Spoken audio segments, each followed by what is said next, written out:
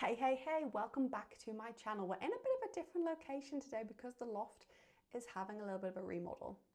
So I can't physically get up there at the moment, but this is my office where I keep some books. Why I keep these books here, I don't know. But today I'm going to show you the problem I have. I read probably around 300 books a year. Therefore, I have to buy an awful lot of books to keep myself fed. You know I'm a physical book reader. So you can imagine how many book deliveries I get. And this time of year, TikTok has a summer sale, which is kind of like a version of Black Friday. And looking over here, I've done pretty good. So I thought I could show you all the books I bought this week, and then you can let me know which ones you want to read yourself, you've read or you've loved, and then, yeah, we will just go through my whole book delivery. And I have to say, it's been a little bit insane. Of course, one of the first books I made sure I ordered once I was back in the UK was Tempting Venom by Rena Kent.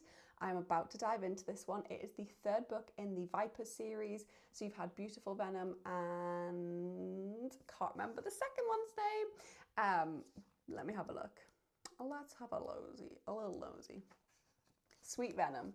And then this one is Tempting Venom. This is the male-male romance, so it's Preston and Marcus's story. Now, I was very attached to these characters when I read the second book, and she's made this one quite chunky, so I feel like there's a lot. With this series, you do get a little bit of repetition where they set the scene from the different characters, and I found that doing book one straight to book two, that repetition was a little bit too much for me, so I'm excited that I've had a bit of a break and I can dive into this. So this is the first book I purchased. If you like dark romance, if you like dark academia, if you like and ice hockey, I think you're going to get a lot from this series. So I'm really excited to give this one a go, and it is dual point of view. So cannot wait, and obviously I'll be doing like a little talk through this once I've read it. The second book I picked up was Atmosphere by Taylor Jenkins Reid. I love this author. I just read a short story from her about an affair, which was so engaging, like I couldn't put it down. So I'm really excited. So this is set in 1980. I love that she kind of does historic events with fictional spin, like not in the way that Kristen Hanna does. She definitely fictionizes, I don't think that's a word, but she definitely makes it more fictional. And you meet this woman called Joan, who is training to be an astronaut at the Houston Johnson Space Center.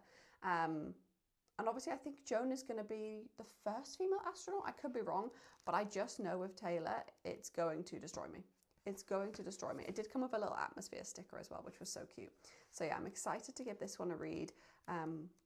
I love everything she's written, especially The Seven Husbands of Evelyn Hugo and Daisy Jones and the Six. Like, they're my two favorites from that author. She has written so many good romances as well, but yeah, I like her historic based romances. That's probably the best way to describe them. So that is book two that I purchased. Then book three was actually because my copy of this is so damaged. It came with like pages that were sticking out and it just had been cut badly, and it just upsets my soul every time I film with it and tell you guys about how much I love this series. And so yeah, I just had to pick up a new copy. I think it was like $4.99. So I was kind of thinking it is worth replacing. I'll gift the other one to somebody else. So this is Charlie Florek's story. If you've read Every Summer After, you obviously know Charlie is Sam's brother, and it's his story with Alice. So Charlie has a reputation of being a ladies' man. That's no secret. And Alice comes to Barry's Bay. I feel like I lived Barry's Bay this summer. I literally feel like I've lived on Barry's Bay. And she doesn't warm to Charlie, but obviously there's this romance that goes on. It's really floppy as well. I love it. I love it. So if you have watched the TV series, you don't have to read Every Summer After, but you can dive straight into One Golden Summer, which we know the second series is going to be based around. And honestly, I feel like Charlie needs his redemption arc. I'm still yet to finish that TV series because I've seen they've changed the ending. And I'm not happy about what they've done, knowing what the book did. Like, it was an unnecessary dramatic change. So don't know if I'm going to finish it. 4 episodes in, which you guys have probably seen, but Charlie, I will be watching you. Then this one was a really random purchase because I actually think it's part of a series, and I don't know which number in the series it is because it says it's part of the Bergen Brothers series. Presuming you can read these as standalones. I read Happy Endings by Chloe Liese. I really hope that's how you say her name. Liese. And had to pick up Only and Forever because I just need more from this author. So in the previous one, it was a single dad, will they, won't they, time jumping, you know, when it does the before and after situation romance, and I devoured it on holiday in a day, couldn't put it down, was obsessed.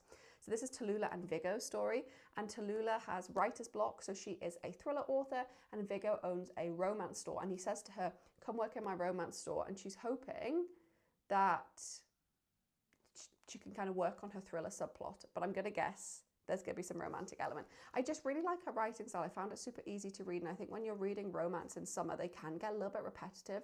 So if you have an author that you like the writing style of, I highly recommend always picking up more from them, because there's a reason you enjoyed it the first time around. Like, they're gonna keep their same tone. So yeah, that is book 4. Then book 5 was On Thin Ice by Olivia Bell. I've already read this one. As soon as it turned up, I had to read that stunning sprayed edge. This is kind of like dancing on ice. If you are in the UK, they call it Stars on Ice, yeah. And you have these 2 characters. So you have Matilda, who is the professional figure skater, and she wanted to be in the Olympics. She didn't get to the Olympics. And then you have, what is his name? Luca. I wanted to call him something else. I think because his agent's called Jack, I just want to keep calling him Jack. Now, Luca is a bit of a bad boy. He's got a bad boy reputation. And he doesn't really want to be friends with her. He doesn't want to do any social events with her. He just wants to turn up, skate, and pretend that on the ice they have this amazing chemistry. Now, potentially that could work. It may not. But Matilda's got an ex-boss who works with her. Ex-boyfriend who is a boss who works with her. Her mother was a famous Olympic skater. Her sister just seems to drop her child off on her all the time. Was this my favourite book? No. I think I gave it 3 stars. For me, it was slow and there wasn't enough dialect. Like, they were in their heads a lot in their chapters, and I do like a book where if you get the dual point of view, they're talking to each other and they're in their heads. But this one had a lot of in their heads. Like, Matilda's quite an intense character to read, as you can imagine, potential Olympic figure skater. And I just didn't gel with her. But I do love the sprayed edge. I do love it, and I will try other books that Olivia Bell writes. This one just wasn't my favourite. Then I picked up 2 books from Kate Goldbeck, and really excited to try these. I actually think I'm in my single dad era at the moment. I've come to the conclusion, I was saying this the other day, I like single dads, I just don't like Elsie Silver single dads. Don't know what that says about me. So this is Daddy Issues. This 26-year-old moves in next door to a single dad and starts having a romance with him. And I'm quite excited to read it. I don't know if it is dual, it's not dual point of view though. That's not like me to read a book that's not dual point of view. But I think it should be good. It says her mom's new neighbour, Nick, is the ultimate grown-up. He has a 9-year-old daughter. Kira is his world. Her happiness is a priority, especially in the wake of his divorce. There's nothing he wouldn't do for her. So, yeah, Sam doesn't want to fall for him. She doesn't want to fall for a dependable guy, but she obviously is going to. And then the other one I picked up was You Again. So this one is about Ari and Josh. And they are friends without benefits. So they like to do all the things that friends just do, and it never has crossed that line into anything more. So like they'll Netflix and chill together, but they won't do the chilling part of Netflix. So I'm really excited to see that. I like that kind of will they, won't they situation. Is this one? No, this one isn't dual point of view. So it looks like Kate Goldbeck is not a dual point of view author. I don't know how I always feel about that, but I'm always willing to give stuff a go. Then I picked up When Sparks Fly by Monica Murphy. You guys know I have a little bit of a Monica Murphy obsession. I didn't realise probably how many Monica Murphy books I had read until I looked at this, and I was like, whoo, that's a lot, but she's really good. So this is about Rachel, who is hiding at her family's lake house after she's recovering from a breakup in that Manhattan society scene. So she's an heiress, I think that's how you say that word. And the house goes up in literal flames, and then a hot firefighter turns up. I love anything firefighters. After reading the Skyridge Hotshot series, I'm a little bit obsessed with firefighters. So yeah, definitely excited to give this one a go. And it is dual point of view. I love how they have the little matches there. So I don't think I'm going to go wrong with this one. I feel like this is a standalone. It's going to be a really easy summer read. This one thing I'm trying to do is just get through my summer books now. And then in August, I'll start building up my fantasy, which you know, in September, I tend to do a lot more fantasy recommendations. But yeah, really excited to give this one a go. Then I picked up 2 Jessica Joyce books. A bit of a theme. Some of the bundles were just too good to resist. So we have You for View. This is 2 weeks on a road, stuck in a car with your high school enemy. I haven't read anything by Jessica Joyce before. Again, she's not a dual point of view author, but I'm really excited to give it a go. Does anybody else just love covers when they just make you think, oh, summer romance? Or is that just me? But yeah, this is Noelle and Theo's story. So I am excited. I'm excited. It's like, it's only 2 weeks. Surely Noelle can survive that long. But with one car between them and often only one bed, it doesn't take long for things to heat up. I do love a one bed trope. And then the other one, which I've just started, and I've literally read a page of last night because I fell asleep, was The Ex-Vows. So this is 2 exes who are both attending a wedding. What could possibly go wrong? So you have Georgia and Eli, and they broke up 5 years ago, and they're definitely over, right? So yeah, it says it's a swoony and steamy second chance romance from the best-selling author of You with a View, which I also have. So I started with this one first, even though it's her second book, but they're not related to each other, so that's fine.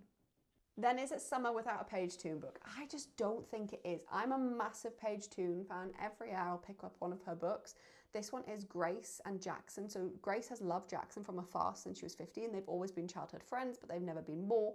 He got married. Recently he's got divorced, and he's entering Grace's life again with her dream job being offered to her.